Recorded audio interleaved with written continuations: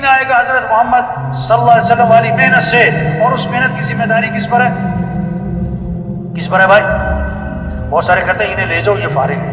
کیا مطلب؟ یہ فارغ لوگوں کا کام کہ بات تو آپ کی ٹھیک ہے، میں مصروف آدمی، کہ بات تو آپ کی ٹھیک ہے، میں تو ابھی نیا ہوں، میں تو بڑا، میری تو دکان ہے نا جی، آپ کو پتہ ہے نا جی۔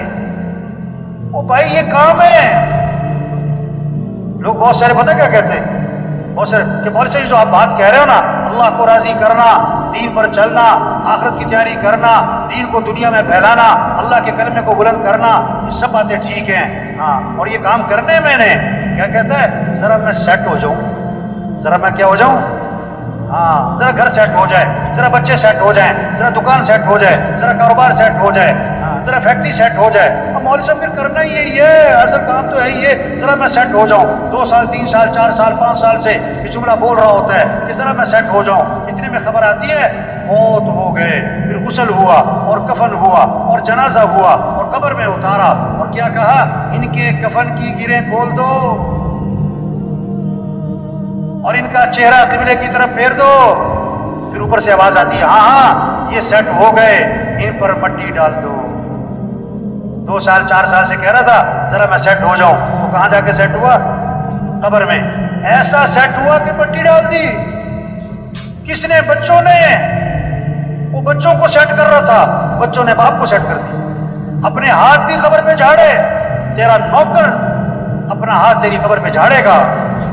اور بھائیو دنیا دھوکہ ہے، ہمارا اصل کام ہے اللہ کے دین کو دنیا میں پھیلانا۔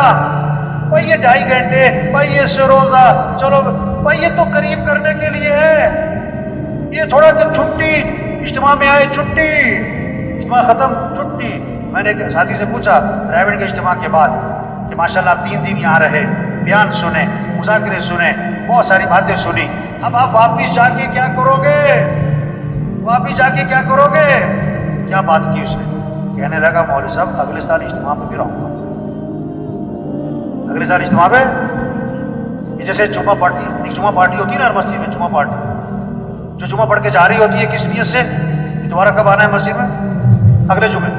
ان کی نیت ہی نہیں ہے سر پڑھنی۔ یہ بہت ساری اجتماع میں کیا ہے، اجتماع پارٹی، اب اجتماع میں آئے تو دوبارہ کب آئیں گے؟ اجتماع کب ہوگا مولوی صاحب؟ اجتماع کب ہوگا؟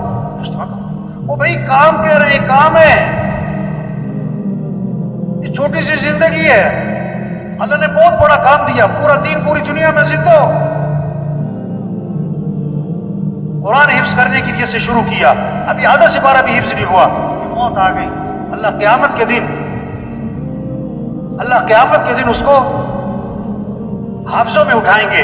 حج کی نیت سے چلا، ابھی راستے میں تھا کہ موت آ گئی، اللہ قیامت کے دن اس کو حاجیوں میں اٹھائیں گے۔ یہ سارا مجمع نیت کر لے بھائی، پوری دنیا میں پورے دین کو زندہ کرنا ہے انشاءاللہ، اپنی صلاحیتیں دین کے پھیلانے پر لگانی ہے انشاءاللہ۔ دیکھو 3 طرح سے کام چلتے ہیں، کتنی طرح سے بھائی؟ زور، طاقت، زر، پیسہ، زاری، منت، خوشامد۔ تبلیغ کا کام نہ زور سے چلتا ہے نہ زر سے چلتا ہے، کس سے چلتا ہے بھائی؟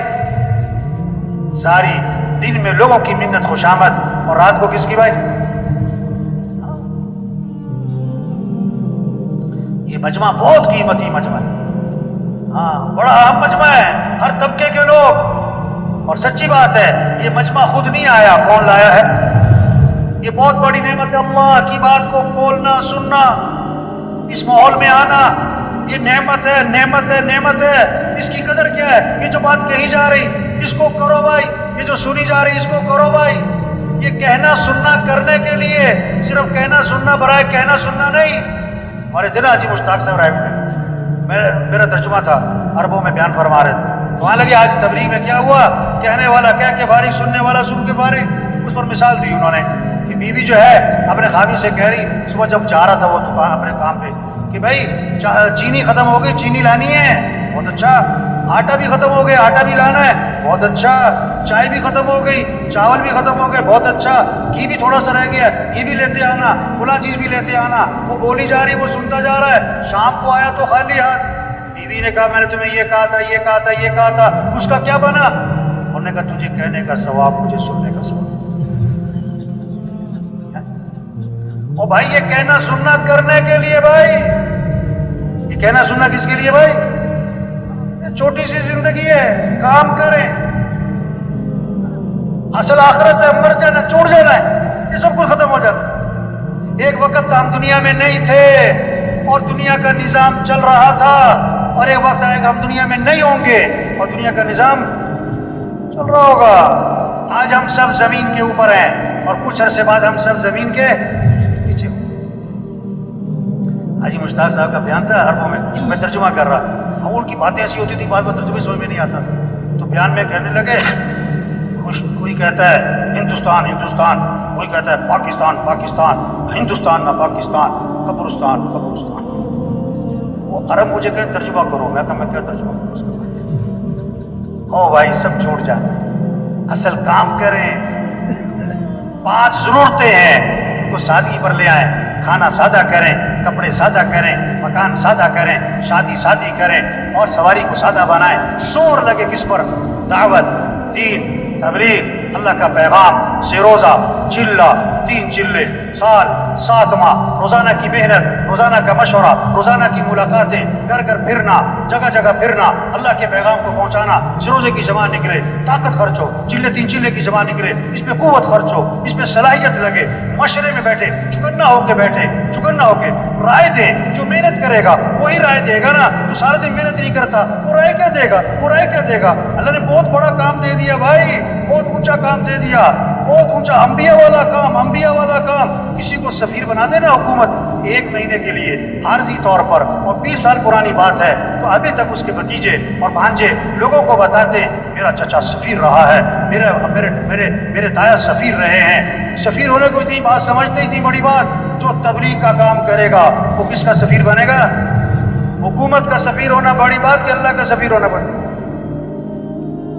یا ایھا الذین آمنوا کونوا انصار اللہ، اے ایمان والو اللہ کے دین کے مددگار بن جاؤ۔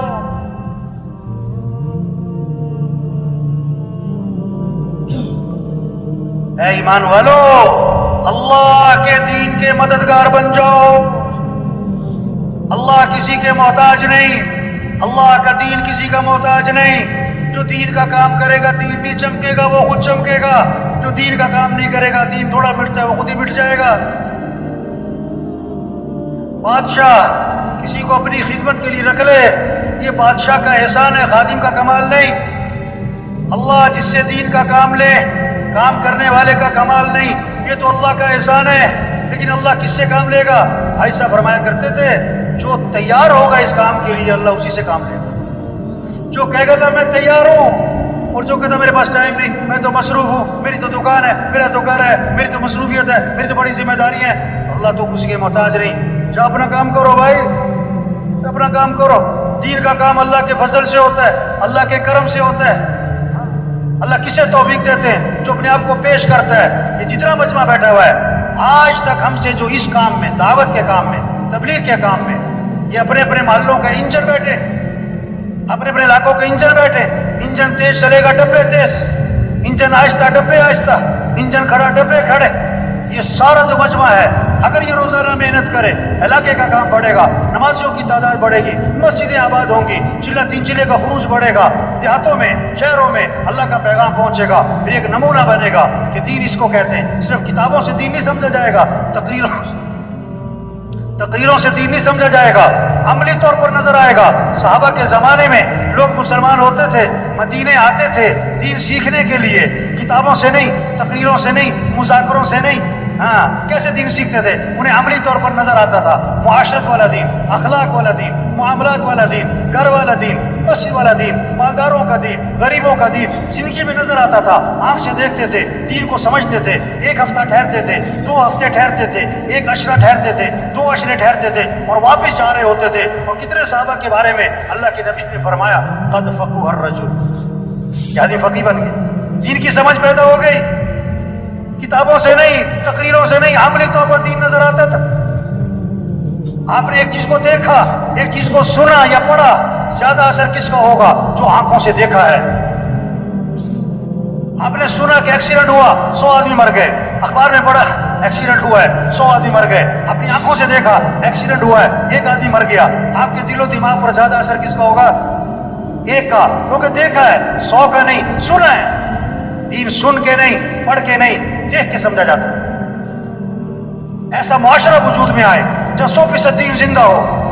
एक साथी आया किसी इलाके का, मैं वहाँ राइड में बैठा था, सुबह खतूत में एक साथी आया, उसने अपने काम की तारीफें की। ओहो, हमारे इलाके का काम, इतना बड़ा शब जुमा, इतना बड़ा मरकज, इतनी साल की जमातें, इतनी 7 माह की जमातें, और इतना मंगल का मशवरा, और इतनी रोजे की जमातें हर हफ्ते, और इतनी चिल्ले की जमातें, और हमारा इतना बड़ा इज्तिमा हुआ।